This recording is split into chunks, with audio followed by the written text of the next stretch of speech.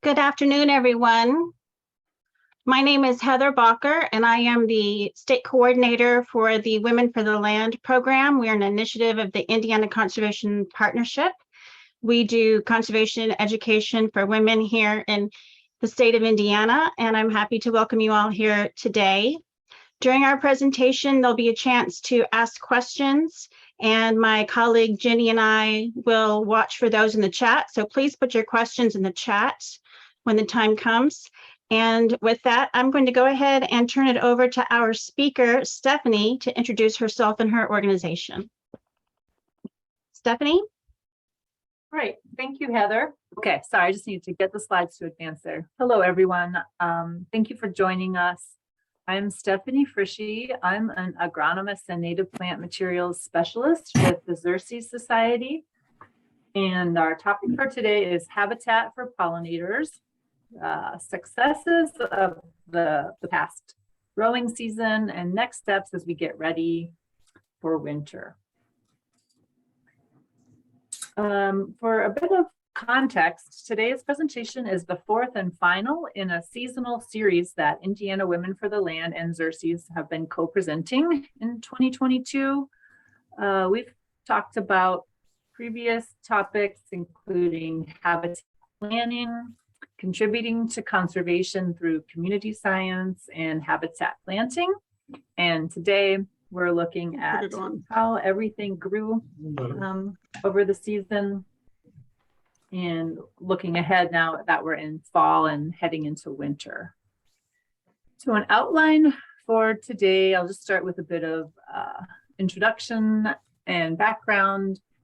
I'll ask each of you to share some of your growing season experiences to date. We'll do a brief overview of insect life histories. Also then really focus on what we can do in terms of habitat management in autumn and winter. And that includes things like save the stems and leave the leaves, also leaving logs and limbs.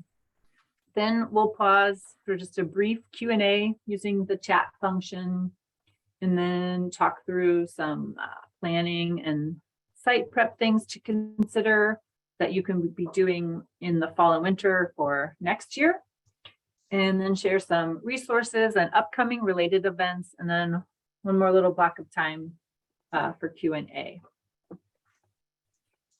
The Xerces Society for Invertebrate Conservation, we're a science-based nonprofit organization. We are based in Portland, Oregon, and have over 70 staff in more than 20 states across the United States. And we also engage in some international work. Our name Xerces comes from the butterfly that's pictured here. This is the Xerces blue butterfly. And it's sad stories that it was the first butterfly to go extinct in the United States due to destruction of its habitat through human development. So the Xerces Society was founded 51 years ago, initially as a group of concerned butterfly conservationists who wanted to prevent any future extinctions of butterflies. But in our 5 decades of history now, we've grown into working on several thematic areas, including pollinator conservation, agricultural biodiversity, a focus on endangered invertebrate species, including aquatic invertebrates. I'm so pleased that we do a lot of work to reduce the negative effects of pesticide use. And we also work in urban invertebrate conservation, as well as policy and advocacy. And right up front, I just want to start with acknowledgements and thank each of you who are joining today, and thank Heather and Jenny with Women for the Land, and my co-workers at the Xerces Society, Sarah Foltz Jordan and Emily May, for their contributions to this presentation. And then we have so many individual members, corporate sponsors, and other foundations and funders who provide support for our work at Xerces. So thank you to everyone. Also up front, I'll mention that we are a donor-supported nonprofit. And if you are already a member of the Xerces Society, Thank you so much. If you're not yet a member, consider joining us and making a donation for an annual membership and the opportunity to receive a pollinator habitat sign as a thank you gift. So I'm gonna invite folks to put a reply in the chat. This is more where I want to hear statements or actions from you. We're gonna save questions for later.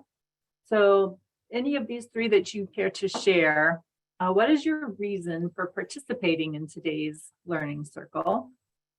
How do you hope to grow or learn from this time we're spending together?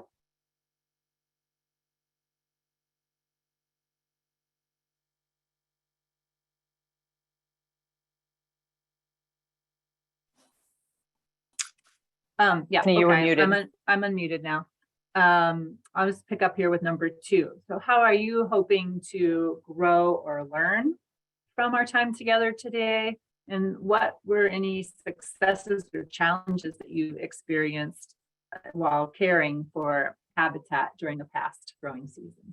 So please just take a few seconds here to share something in the chat.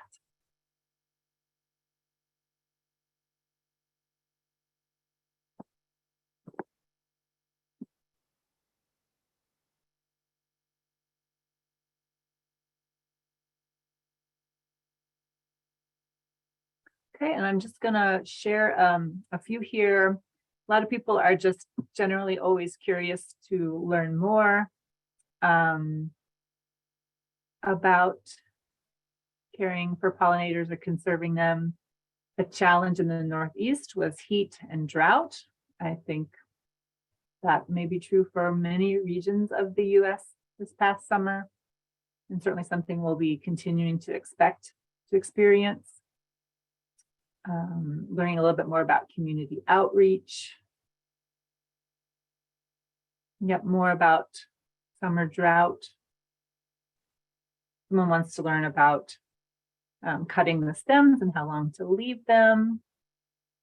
All right, great. Yeah, I know we're going to get many, many more wonderful comments here that I'm not able to read, but I will review those when we're done here. So thanks everyone for those.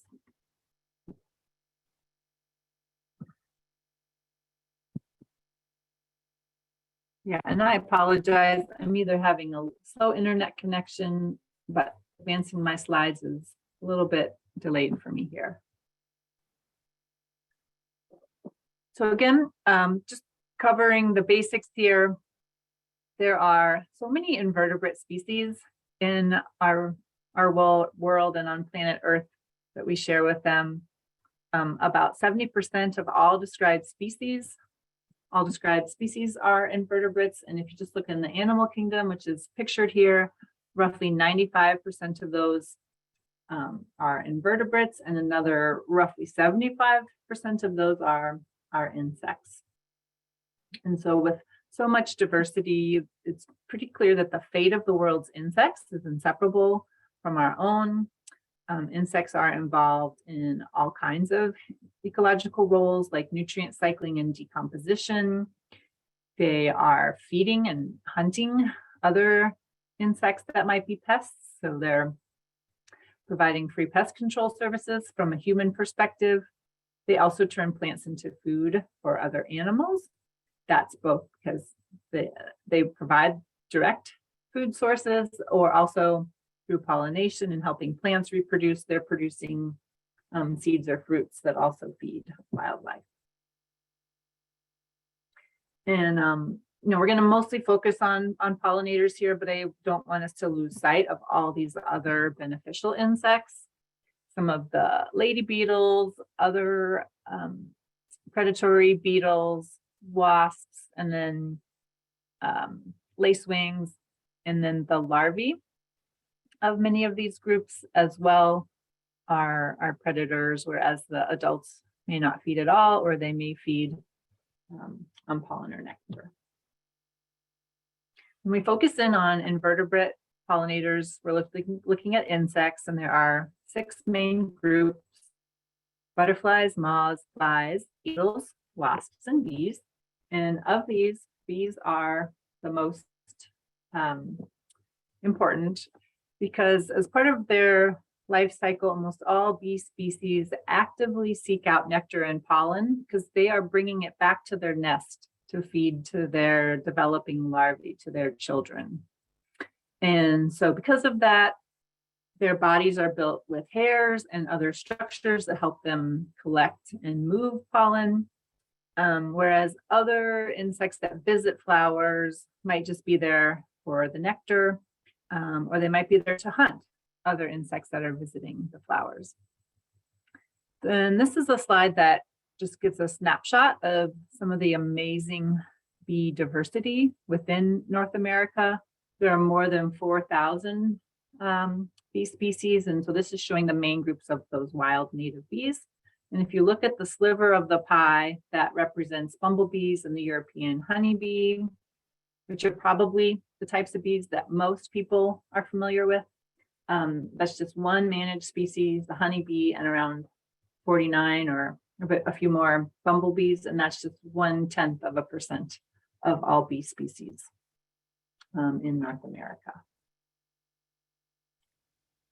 When we talk about native bees or wild bees, there are three main types of nesting behavior that help us to think about their life cycles and their habitat requirements, and then how we can provide for those needs. So as we just saw, bumblebees are just about 1% in terms of species of native bees, and they nest in empty cavities, and they do have some sociality with them, where earlier generations of sisters will help raise the next generation in the summer, but they're not like the honeybee. They do not overwinter as a colony, but they nest in cavities and form these kind of bowl or dish-like cells. The stem or tunnel nesting bees, that behavior is found in about 30% of native bees. And then roughly 70%, the clear majority of native wild bees are ground nesting ones in tunnels or chambers. Looking a bit more closely at that from above ground, and if you have a cutaway view like shown here, these can resemble ant nests, and they may be found in turf, but more often they're on bare or exposed ground. Again, soils that are lighter, because often these individual mothers are excavating the nests. So heavier soils with a lot of clay or really compacted soils are poorer nest sites. So that's just another piece of nesting habitat here, is to remember how important soil that is actually a little bit bare, or where there's access for the bees, and where the soil is not too disturbed. The stem or tunnel nesting bees, they'll use naturally hollow stems. They can use the holes left by boring beetles. Also just little crevices or places that are found in snags, which are dead limbs on standing trees, in rotting wood, even something like snail shells. They also, if you have patio furniture, which is, outdoors and may have little screw holes or hollow spaces in there, if you're a keen observer, you may actually see bees coming and going from that because they've found a nice space for a nest there. And they'll partition these with either pieces of leaves or sawdust, mud, or even petals. So there's another plant component here in addition to the plants, the species they use for tunnels. And then, as I started to say, bumblebees, they are social. They use an existing cavity or space. So often this is an abandoned burrow of some other small mammal like rodents. They can also find appropriate spaces in brush piles, just in litter of grass or leaf piles, rock piles like pictured here, or even tree cavities. Or I know I live in an older farmhouse, and honestly, some of my door frames, the wood around them is a little bit rotting. And I've seen bumblebees go into one of those little open rotted spaces, and presumably they're using, some of that hollow space under the threshold as a place to nest or find shelter. So those are some of the cool, amazing life history traits and behaviors that our native bees have. And here I just want to include kind of what's going on when we talk about insect decline. That's been categorized in these 4 main groups. And then at the bottom of each of these arrows are the actions we can each take to counteract those. So a lot of this is going to be focused around conserving and creating habitat, as well as reducing reliance on pesticides. And again, back to habitat, not using managed pollinators, like in the case of agriculture and crops, but trying to create habitat that supports a healthy, diverse system of native and wild bee populations. And then looking at climate change and adverse weather or extreme weather or weather outside of the typical seasonal patterns can also support that, or support pollinators by providing diverse and resilient habitats. This is fairly simplified, but we can think of 3 main habitat requirements for all pollinators: diverse vegetation for season-long food sources. That includes nectar and pollen, and host plants for species like the monarch caterpillar here that need a particular species or group of plants for the larvae to feed on. Also, another habitat requirement is shelter for nesting sites and overwintering. That's what we'll really get into here coming up. And then also healthy, good habitat needs to be protected and be a refuge from the harmful effects of pesticides. And I know we all really like to think about the lush and blooming period of pollinator habitat, but there's this whole other season. Some species, like the monarch, are migratory, and the way they survive hard, cold winters is by avoiding them, by migrating to places with milder winters. But the overwhelming majority of our insects and pollinators have figured out ways to be resting and dormant and protected and get through winter where they live year round. So someone's already mentioned about leaving stems, and here's just an example of a sign that explains why a certain garden or habitat looks like it does, why there are standing stems left behind as nesting and overwintering sites for some of these insects and bees. I'm old enough that I should know this by now, but I always forget it each year, to my delight, how wonderful September is in the eastern United States and central US in particular, with all the aster species and blazing stars and goldenrods in full bloom, and still so many bees and butterflies really being, and beetles too, being active on those flowers. Okay, getting into some more specifics now about nesting and overwintering habitat. This slide is focusing in on some specifics for Minnesota, where more than 460 native bee species are known to occur, and about 30% of those are these tunnel nesters that we talked about. So they're using hollow or pithy stemmed plants or other holes and crevices for nesting. So some of those groups are pictured here: the Serratina or small carpenter bees, Hyalaeus, the yellow-faced bees, Osmia, which are mason bees, and Megachile or the leafcutter bees. And in this photo, we tried to encompass kind of all the possible sites and insects and scenarios that are using a place with these pithy stems. Last year's dying or dead stems and older pieces of wood for habitat. Okay, back to bee nests in particular, and what you can call stem stubble.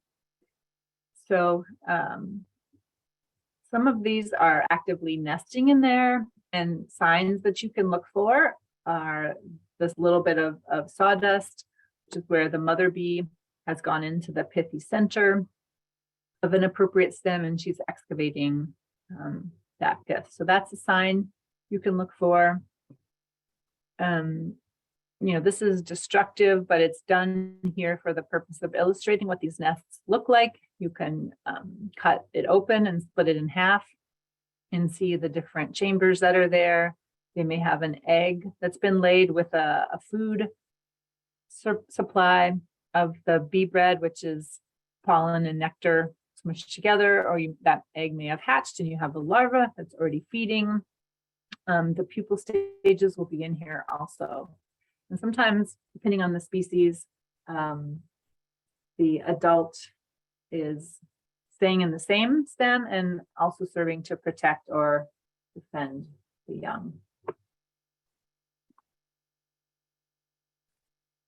A few more views of that, and then the hibernacula, that's just an overwintering site, a place, insects don't truly hibernate per se, but they are in a decreased metabolic state where they're pretty inactive and resting.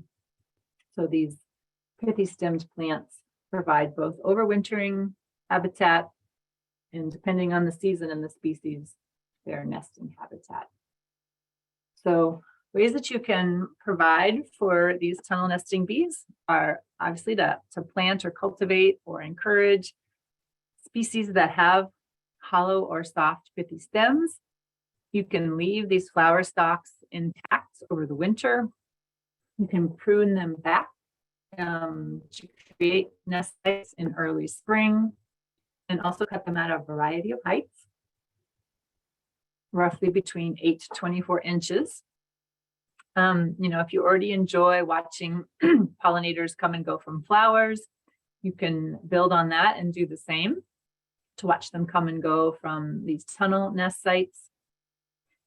And also, although it takes some maintenance at certain times of the year to cut them back, not to the ground, but again to a height of 8 to 24 inches, then when these are all perennial species, so next year's growth grows up around them and those leaves will hide last year's stems while those are still providing the important nest sites for things. And then in the following years, older stems will just start to naturally break down.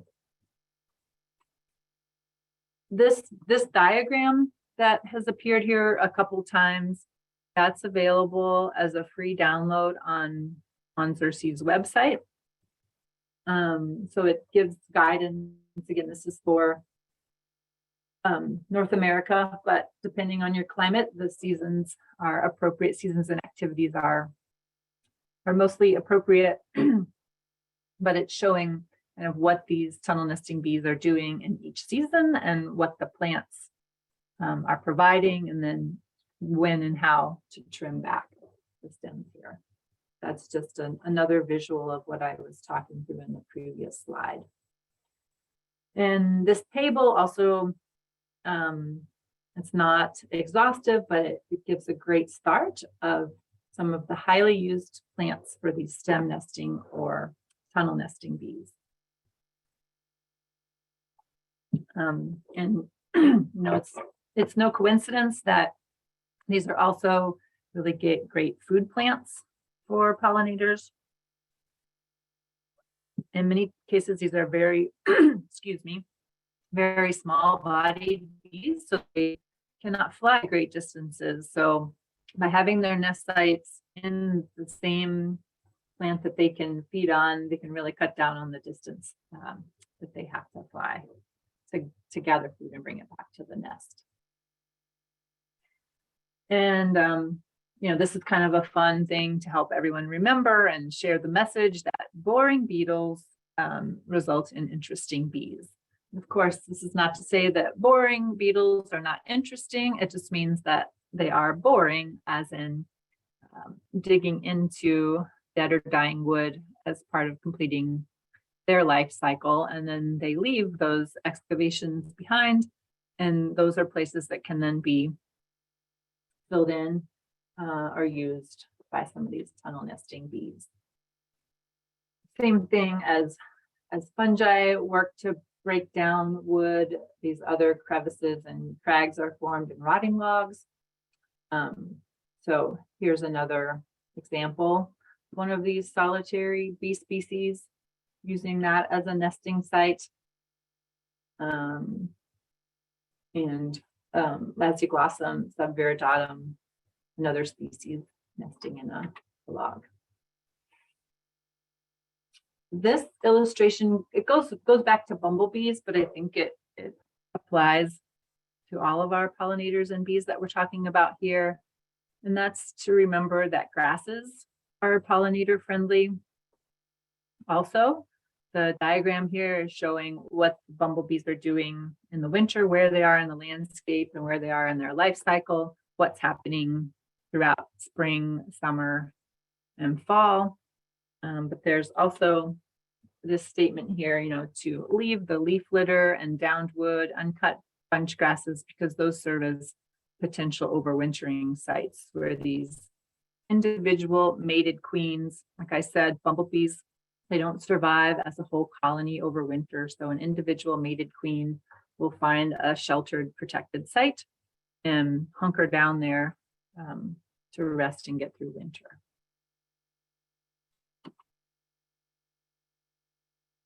Leave the leaves. So we talked a little bit about save the stems and leave the limbs and logs. And finally here, this is, of course, nice hashtag and nice little reminder here that leaves are not litter.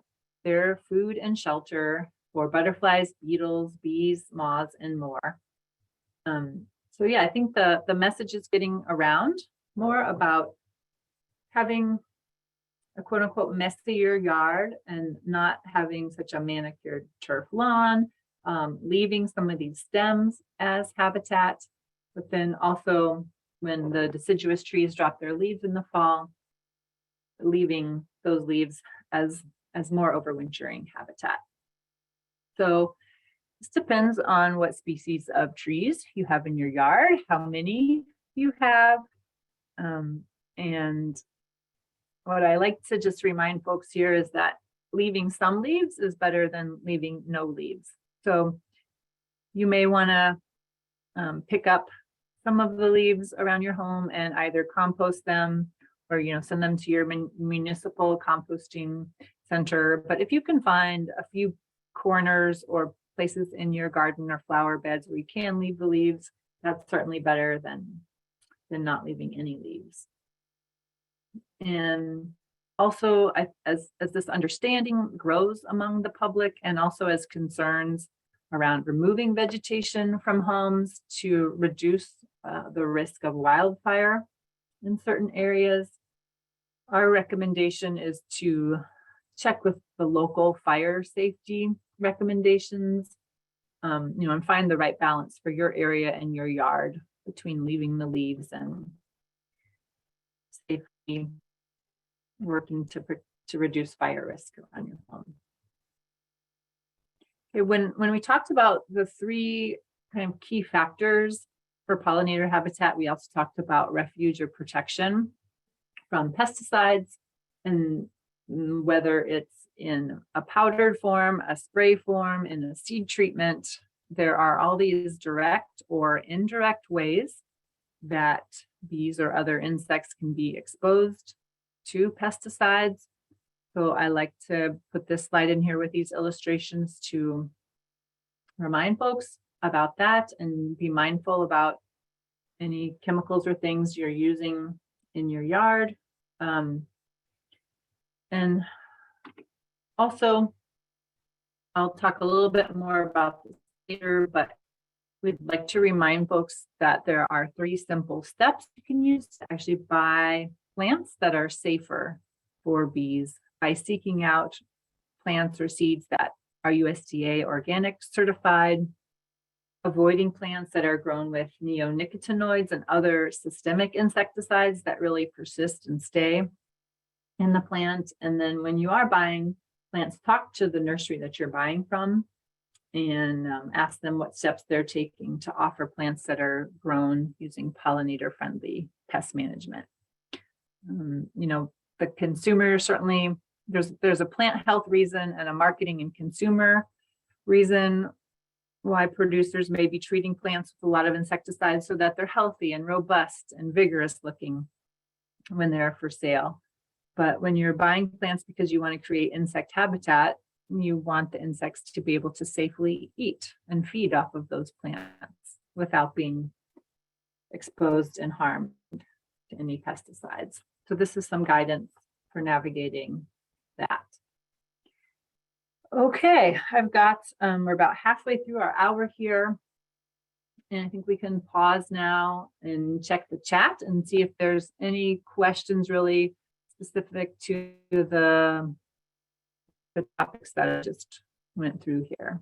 So I think Heather and Jenny are going to moderate. Thanks. Thank you, Stephanie. This is Heather. Thank you for that. So we've had lots of discussion and questions in the chat, but in order to help Jenny and I'm going to ask you to repost your question and as succinctly as you can. And I'll start with the first question. So Stephanie, do you have good references for,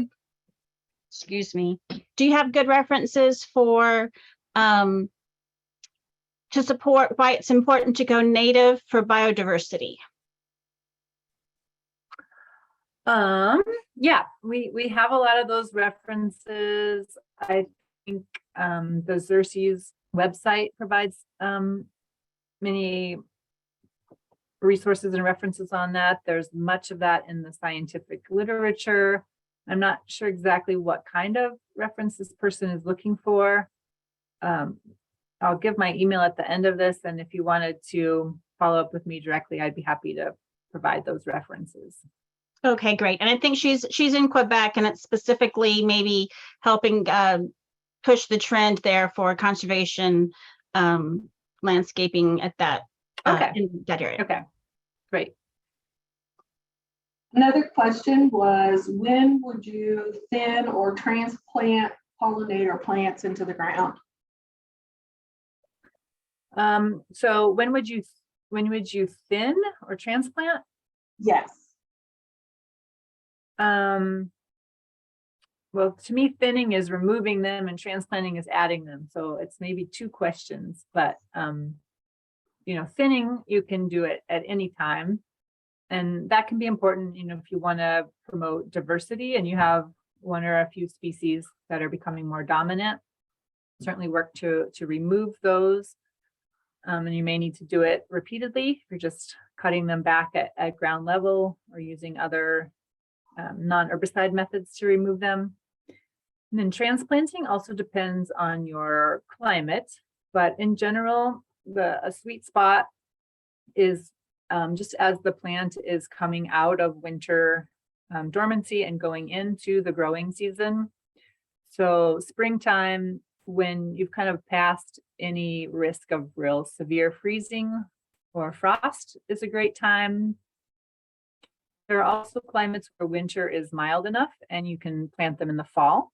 But when you're planting in the fall, you want to make sure you've given yourself kind of enough runway before winter really sets in so that the plants are able to grow long enough and vigorously enough that they can root in. Otherwise, they can be subject to frost heaving, where the chunk of soil and roots that were transplanted, kind of as the soil freezes and thaws, it'll push that out of the ground. So I think that's just everyone based on their own experience and knowledge of their local location. Fall may or may not work as well as spring does. And the reason to avoid summer is that's usually hotter and drier. And so it's a more stressful period of time for plants to be going through transplant shock and working to put their roots down. So that's why the the cooler or slower seasons of spring and fall are more advisable. Thank you.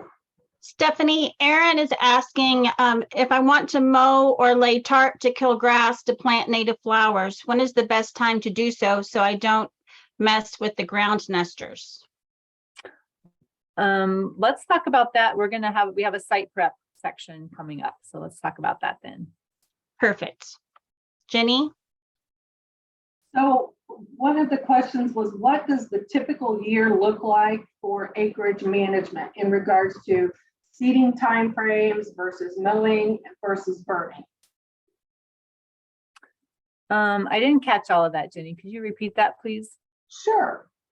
The question was, what does the typical year look like for acreage management with seeding, mowing, and burning? Okay, so I think this is a question for someone who's managing acres of habitat instead of someone managing more a garden size. So you may be using tractors and larger mowers and also prescribed fire there. The seasonality will vary somewhat by climate also, but since we're an Indiana-based group here, in theory, at this webinar, I'll speak from a Midwest perspective. Site prep is really important, and that may take 1 to multiple years to successfully work through.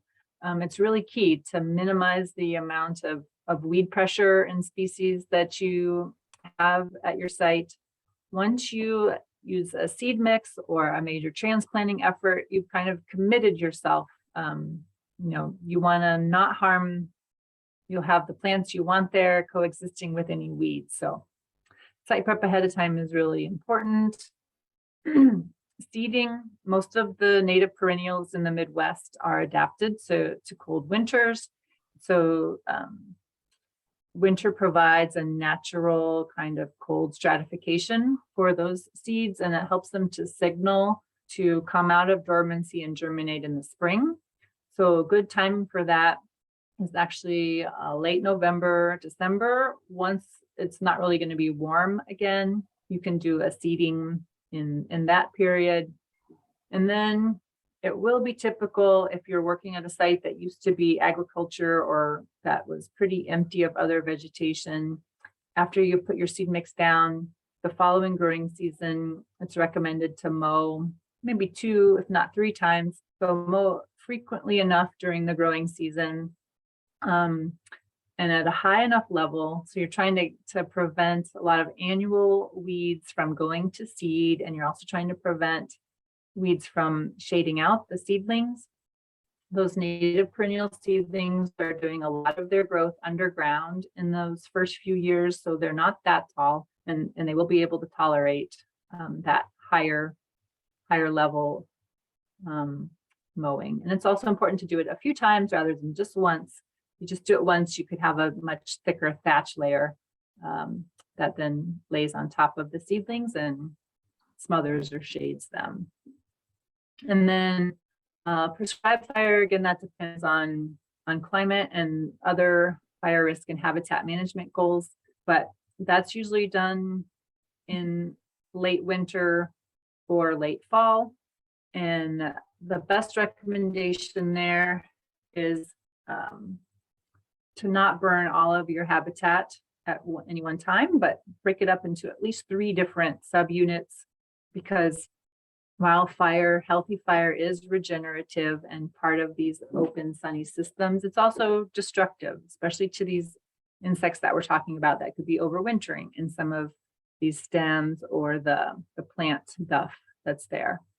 So, fire will kill some of those insects. And if you leave areas unburned, then the insects can survive there and then repopulate the burned area the following season. So, okay, I hope that was comprehensive enough without being, kind of the Goldilocks. Yeah, thanks. Thanks, Stephanie. That was very detailed. Right, I think we'll just pause there, Heather, and I'll go back to the presentation. I was going to say, I appreciate we have a bigger crowd than we normally do, so I'm making a note of where we're going to stop with questions. In order to keep the program within an hour, we're going to stop now. Let you continue, Stephanie, and then we'll revisit afterwards. Okay, Thank you. sounds good. Okay. I just have 2 slides here on site preparation. So as I mentioned, this is really important to set up the habitat for success and isn't one that you should skimp on in terms of time or attention. This organic site preparation for wildflower establishment is one of Xerces publications. This is available for free download on our website. And the bulleted list here shows a lot of different methods of basically preparing a site, removing some of the weed pressure. So there was a question about solarization, and that is where you use either black plastic or clear plastic, like what would be coming off of a hoop house, greenhouse. You can remove most of the vegetation and stretch that plastic out, weight it down around the edges, and then leave it for many months. And this is more effective if you do it in months with more direct sunlight. So you get kind of heating and a cooking effect there. That heat is not transferring very deep into the soil, but it's killing either any weed seeds or growing vegetation that's right there near the surface. So if you use, it's a very effective method, then it's important not to use tillage. Just leave the area that you've solarized intact and then lightly seed on top of that or transplant into that. If you till it, then you're kind of losing the benefits that you've gotten through that to the surface and solarization. So you could set up solarization at this time of the year, but I wouldn't recommend it because it's just going to be weathering during the winter and it's not really effective until the spring or summer months. So spring or summer is more a more effective season to use solarization and then set you up for planting the following year or that fall. Sheet mulching, which is something I like to do in my garden. It's very passive and it's a way to create different kinds of habitat while you're preparing the site for planting. This diagram is like the max amount of sheet mulching here, and it's showing this being used over turf. So you would mow the grass to a pretty low level, leave the clippings on there. You can layer cardboard or newspaper on top of it. You have any composted materials that can go on there. Wheat straw or your tree leaves can go on there. And then you can put another layer of composted materials and then wood chips. I'm just the cardboard and wheat straw and leaves kind of sheet mulcher. But this is a great way to manage sites for pollinator habitat that are manage relatively small sites for pollinator habitat, as well as even like vegetable garden prep. All right, next I'm getting into kind of the resources and motivation section here, giving you more tools to continue the good work you're already doing or are interested in. And the best way to find these are just use a web search and put the title of this publication in it and the word Xerces, Xerces, and that will take you to the PDF here. We have a publication that's habitat assessment for pollinator habitat in yards, gardens, and parks. And this is roughly 12 pages or so long. And I've just got screenshots here of a few of those pages, but it walks you through, I think, 8 different sections that all relate to providing good habitat value. And as you can see here, section 2 focuses on nesting and overwintering habitat. You give yourself a score, for things like how much vegetated area do you have? Is there some bare ground available? Do you have clump forming native bunch grasses? Do you have some leaf litter that you've left behind? And you give yourself a score. For for those, there are pictures here illustrating what some of these ground nesting bee sites look like.